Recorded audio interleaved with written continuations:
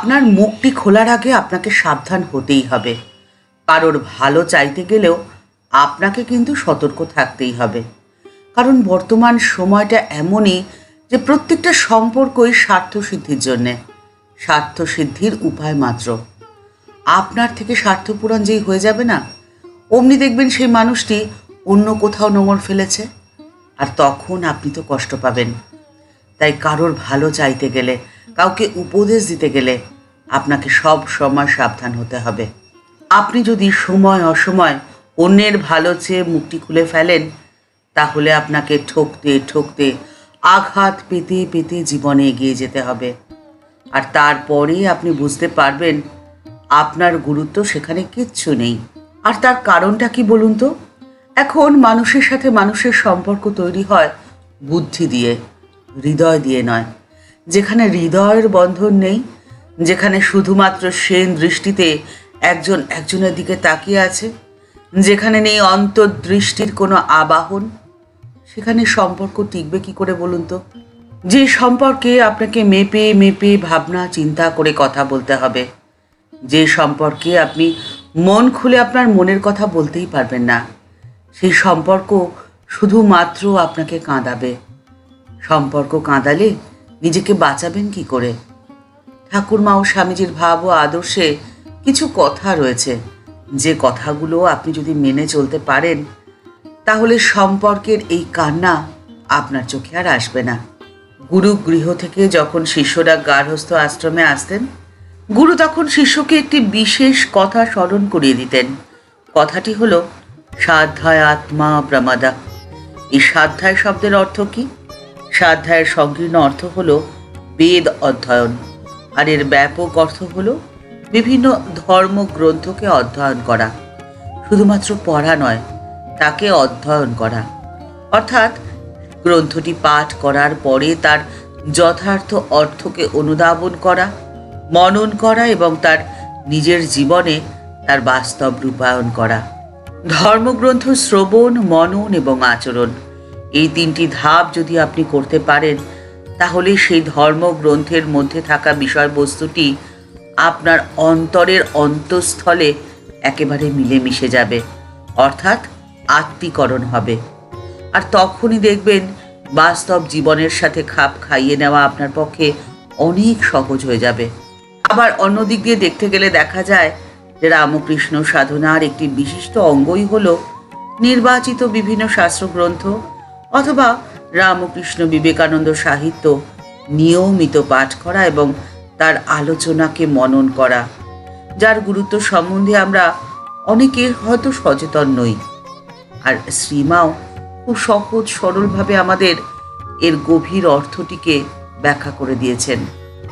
এই গভীর অর্থটি মা এত সহজ সরলভাবে বলেছেন যে সেগুলো শুনে পালন করা অত্যন্ত সহজ বলে মনে হলেও বাস্তবে কিন্তু এতটাও সহজ নয়। শ্রীমা বলে দিয়েছিলেন, বাবা, কারোর কাছ থেকে কিছু আশা করো না, অর্থাৎ প্রত্যাশা ত্যাগ করো। আপনার মনের মধ্যে ক্ষোভ বা আক্ষেপ তো তখনই আসবে যখন আপনার ইচ্ছে পূর্ণ হবে না। আপনার যদি ইচ্ছেটাই না থাকে, তাহলে ক্ষোভ আক্ষেপ দানা বাঁধবে কি করে বলুন তো? কিন্তু আমরা সহজ সরল সাধারণ মানুষ। এই সাধারণ মানুষ হয়ে মনের মধ্যে কোনো ইচ্ছে দানা বাঁধবে না, এটা তো হতে পারে না। প্রত্যাশা ত্যাগ করা এতটাও সহজ নয়। মনের মধ্যে ইচ্ছে তো দানা বাঁধবেই।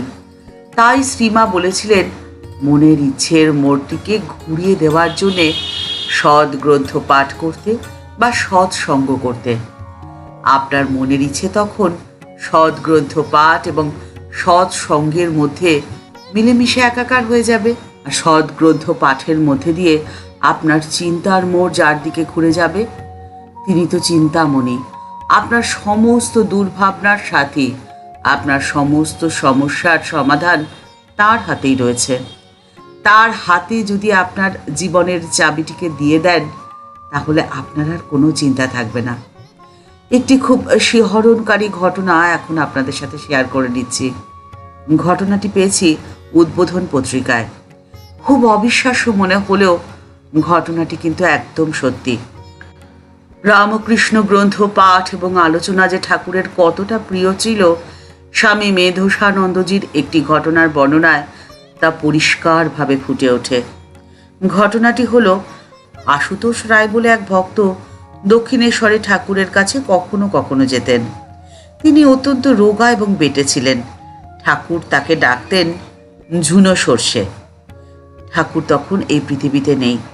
ঠাকুরের দেহ যাওয়ার অনেক বছর পরে তিনি তখন শিলংয়ে চাকরি করছেন, অর্থাৎ আশুতোষ মিত্র শিলংয়ে তাদের একটি সমিতি ছিল।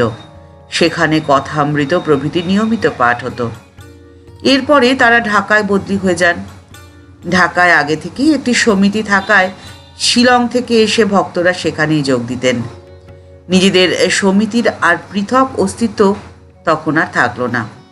কিন্তু তারপরে তারা রাঁচিতে বদলি হয়ে গেলেন। তখন আর নতুন করে শিলংয়ের মতো কথামৃত পাঠ আর হতো না। পাঠ আলোচনা সব বন্ধ হয়ে গেল।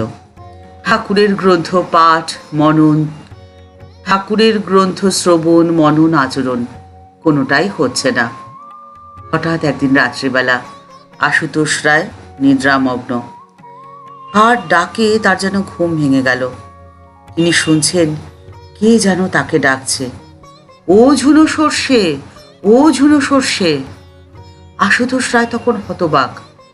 এই নামে কে তাকে ডাকছে? এই নাম তো কারোর জানার কথা নয়, রাঁচিতে তো একেবারেই নয়। দরজা খুললেন। দরজা খুলে দেখলেন স্বয়ং দাঁড়িয়ে রয়েছে ঠাকুর।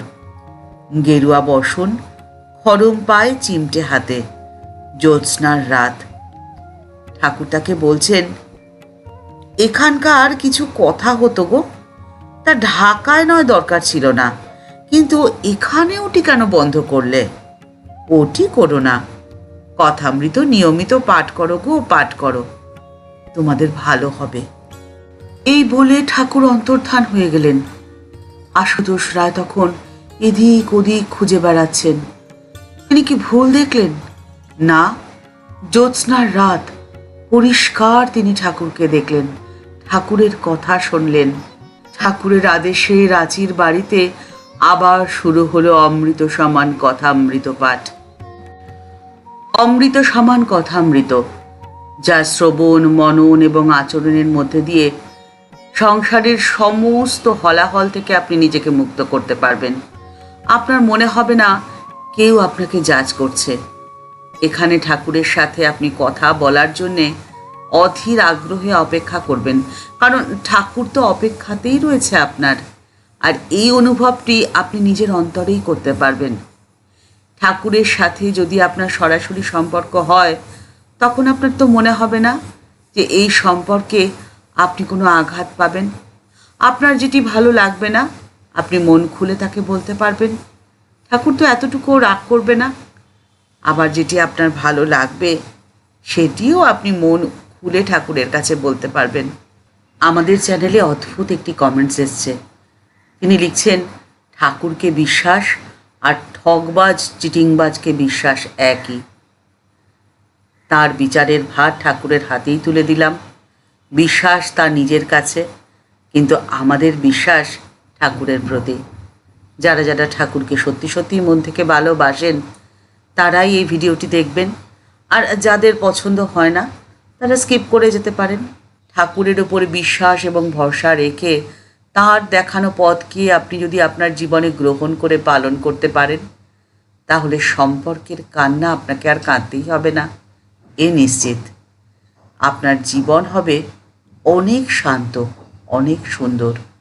ঠাকুর মা ও স্বামীজির চরণে রইল আভূমি লুণ্ঠিত প্রণাম। আজকের পর্ব এখানেই শেষ হলো। দেখা হচ্ছে পরের পর্বে। আজকের পর্বের উপস্থাপনা যদি ভালো লাগে, লাইক বাটনটি প্রেস করে দেওয়ার অনুরোধ রইল। আর আপনি যদি এই চ্যানেলটিতে নতুন এসে থাকেন, তাহলে চ্যানেলটিকে সাবস্ক্রাইব করে বেল বাটনটি ক্লিক করে দিয়ে অল বাটনটিতে ক্লিক করে দিতে পারেন। তাহলে এই চ্যানেলে ভিডিও আপলোড হলেই আপনার কাছে নোটিফিকেশনটি যাবে। ভালো থাকবেন, সুস্থ থাকবেন। দেখা হচ্ছে পরের পর্বে। নমস্কার।